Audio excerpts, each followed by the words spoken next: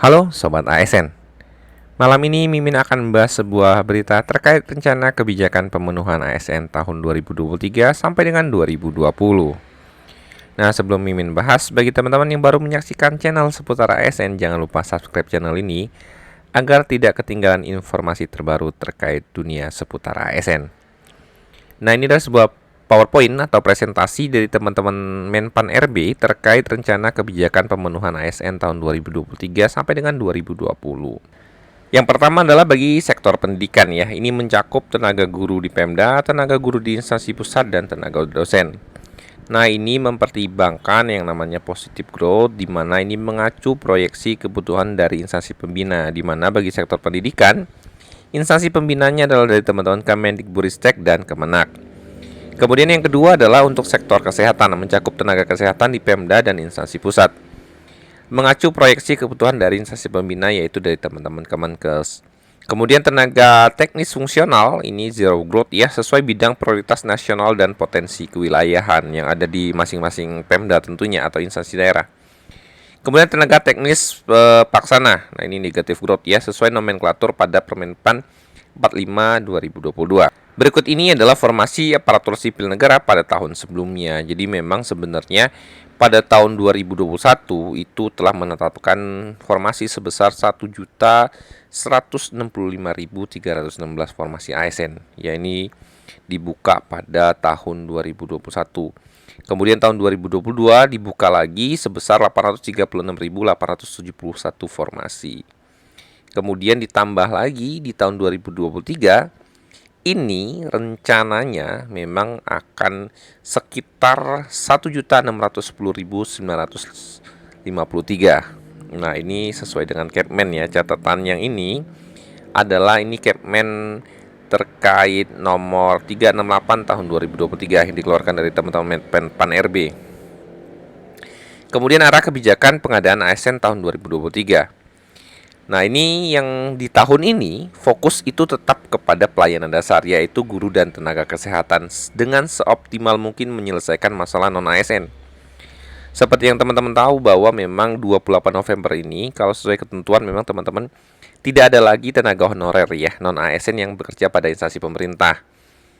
Nah, ini juga sudah disosialisasikan dari teman-teman Menpan dan sudah dilakukan sistem pendataan tenaga non-ASN oleh BKN kemarin ya. Kemudian yang kedua adalah memberi kesempatan untuk rekrutmen talenta digital dan data scientist secara terukur. Nah, ini memang sudah disampaikan Pak Anas juga bahwa memang akan diberikan beberapa formasi bagi talenta-talenta digital ya. Berarti buat anak muda yang bergerak di dunia digital. Kemudian merekrut CPNS dengan sangat selektif. Selektifnya memang hanya beberapa formasi krusial yang memang dibuka. Mengurangi sedapat mungkin rekrutmen jabatan yang akan terdampak oleh transformasi digital. Ya, karena memang ada beberapa jabatan yang mungkin nanti akan tidak terpakai lagi, terpangkas, digantikan dengan peran-peran teknologi tentunya ya. Kemudian ini adalah bagian yang paling penting, yaitu terkait kebutuhan ASN nasional pada tahun 2023. Nah, kalau dilihat di sini memang kebutuhan ASN itu baik itu instansi pusat, daerah maupun bagi lulusan sekolah kedinasan atau sekdin ya. Itu totalnya adalah 1.030.751 formasi. Nah, ini cukup banyak sekali ya. Jadi teman-teman bisa lihat di sini untuk pusat sendiri totalnya adalah 46.666, untuk daerah 943.373, dan bagi teman-teman sekolah kedinasan itu adalah 6.259 formasi. Dengan total kebutuhan 1.030.750 formasi yang rencananya akan dibuka di tahun 2023 ini.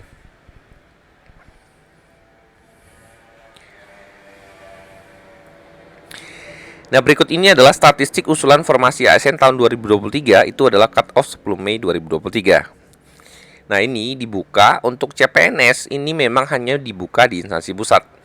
Jadi teman-teman yang bertanya bagi daerah, memang tahun ini tidak dibuka CPNS untuk formasi instansi daerah. Jadi memang untuk pusat dibuka sebanyak 18.695 formasi, daerah itu 0. Jadi teman-teman daerah bersabar, memang tidak ada formasi untuk daerah. Kemudian untuk P3K itu dibuka teknis ya. Bagi pusat 100.776 formasi, daerah itu adalah 79.034 formasi. Nah, bagi tenaga guru, P3K guru itu di pusat dibuka 169 formasi, di daerah 278.102 formasi.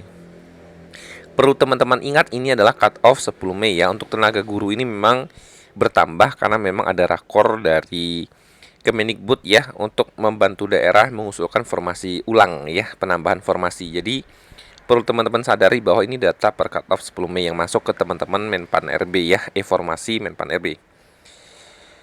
Kemudian bagi teman-teman nakes itu adalah sebanyak 21.395 formasi bagi pusat, kemudian daerah 165.219 formasi. Nah, bagi tenaga dosen itu dibuka 16.899 formasi ya, usulan CPNS-nya. CPNS ini untuk yang teknis, ini untuk yang dosen ya, 16.899. Daerahnya juga tidak ada, jadi 0. Usulan P3K dosen itu sebanyak 5.627 formasi. Dengan total 78 instansi pusat ya, kementerian, lembaga, dan badan, itu rekap usul kebutuhannya itu yang sudah melaporkan usulan informasi itu 71 instansi. Yang belum usul itu 7. Untuk instansi daerah itu dari total 546 instansi, ya, yang sudah usul itu 501, instansi yang belum mengusulkan atau tidak mengusulkan itu adalah 45. Nah, ini daftar instansinya terlampir ya, di mana ada 7 yang dari pusat, instansi pusat, kemudian ada 45 yang dari instansi daerah yang tidak mengusulkan sejauh ini.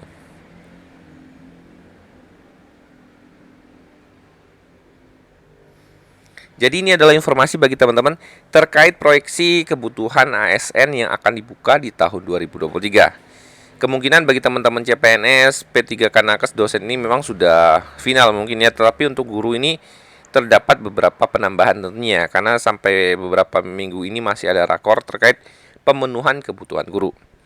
Nah, jika teman-teman ada pertanyaan atau pernyataan terkait informasi yang Mimin sampaikan, silakan komen di kolom komentar. Salam data ASN.